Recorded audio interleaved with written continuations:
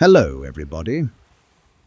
In this video I'm going to talk about why toxic family members like to what I call fake help.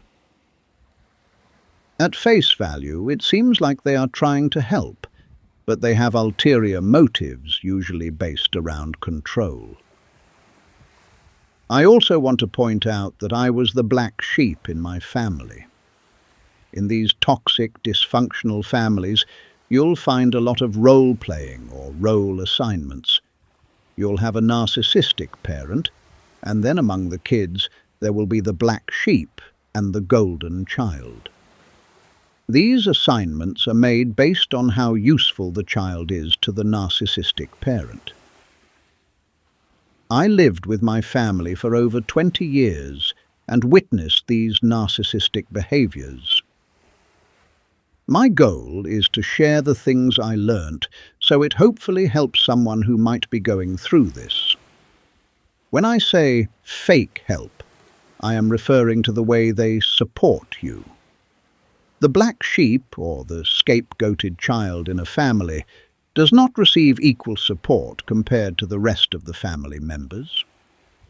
This is usually orchestrated by the narcissistic parent as a strategy for controlling the structure of the family.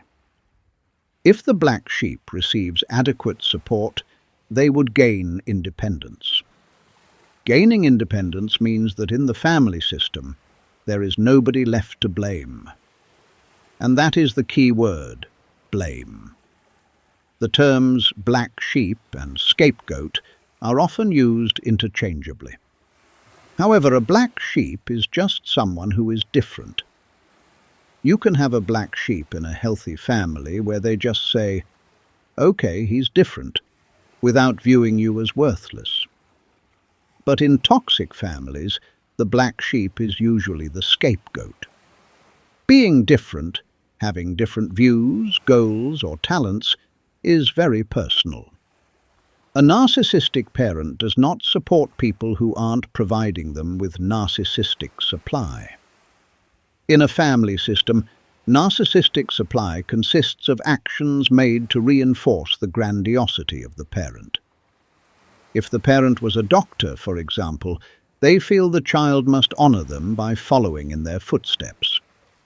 If you don't do that, it affects the parent. They feel invalidated, thinking, "How could you possibly not want to be like me?" Thinking independently can make you a black sheep, and in a toxic family, that turns into being a scapegoat, where people start blaming you for everything that happens. The narcissistic parent obviously has a mental problem. They do not feel the need to follow rules or morality. What they believe is right is more important than the law or ethics. Essentially, they have a God complex. They can never be wrong. They feel entitled to do things however they wish, and in some cases that involves abuse. This is something that happened in my household. My father violently abused my mother. It was so bad. I was only about 7 years old at the time, and I tried to help by going in between them to protect her. But at that age, there's not much I could do. They will perform a preemptive strike on people who could tarnish their image by telling the truth or exposing the abuse. This preemptive strike takes the form of scapegoat abuse. A lot of times it's one person in the family, and if that person dies, the role can shift to another. That was my case. It was my mum, and when she died, it came to me. The help they do give is for the sake of image. They want to look like they're helping you to others. For example, if you want to go on a different career path than what they wanted, they will do the bare minimum. To the outside world, it looks like the parent is helping, but in reality, that help is not sufficient compared to what the other siblings receive. The message being sent within the family is that this person is not worthy of support, forcing the scapegoat to work much harder than their sibling. This works in the favor of the narcissistic parent, because now the family isn't focusing on the domestic violence or the bad things the parent has done. Instead, they focus on the child as being problematic. The parent can say, "Look, they're struggling. They can't accomplish anything," while secretly sabotaging them. Imagine a narcissistic parent bought every child a house. The scapegoat would receive an old, run-down house. The narcissist parent would then build a beautiful fence around it. People passing by would think, "There must be a beautiful house behind these beautiful walls." But the house is run down, and the person living inside is living in neglect.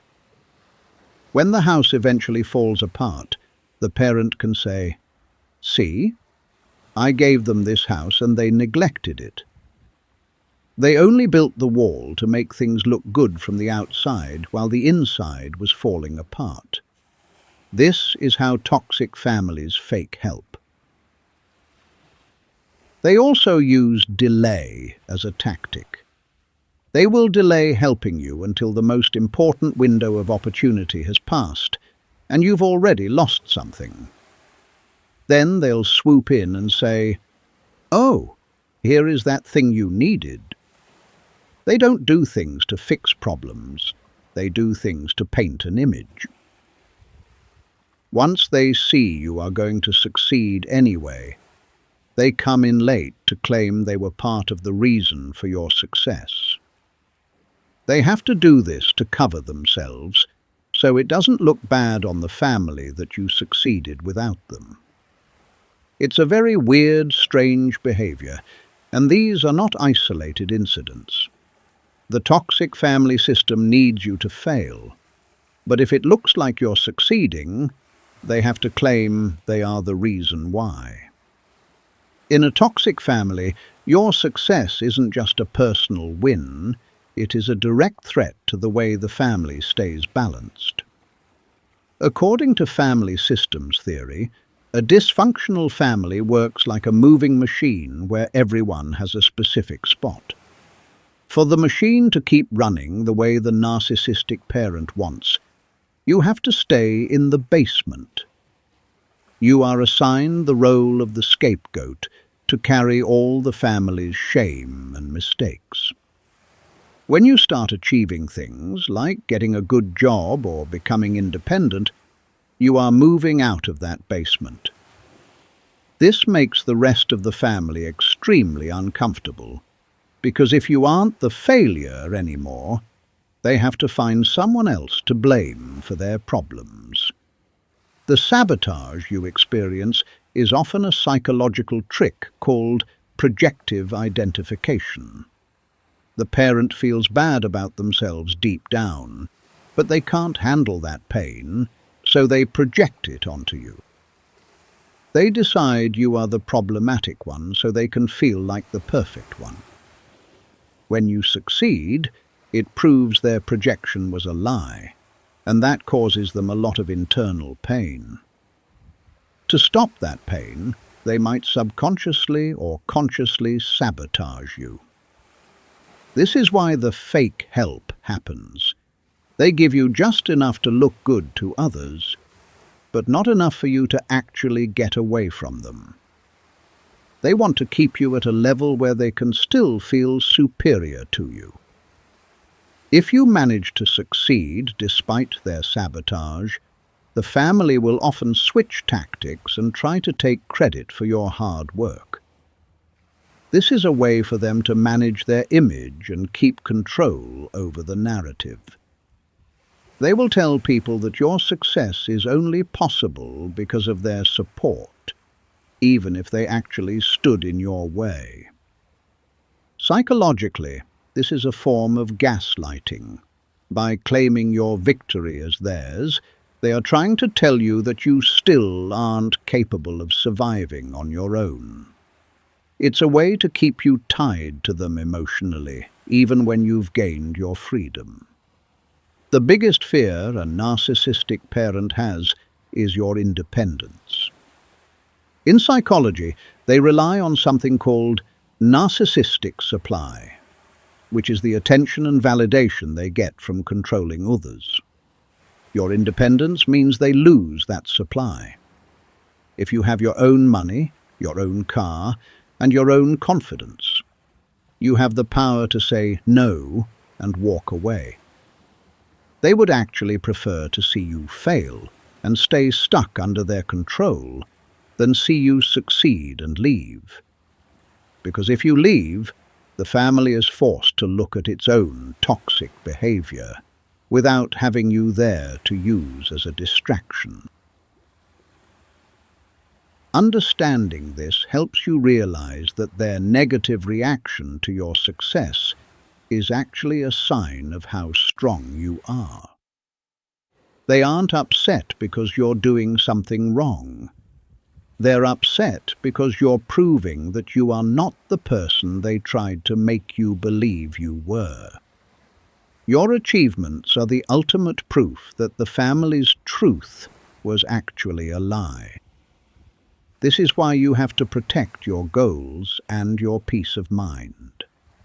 You are building a life that is real, while they are just trying to maintain an image that is falling apart. If you are experiencing scapegoat abuse, please talk to someone trusted outside the family system. This could be a friend, an uncle, an aunt, a school counselor, or, if you can afford, a therapist. Do not confront your toxic family, as they will probably never admit to their abuse. This is why they are toxic in the first place. Protect your peace and stay safe.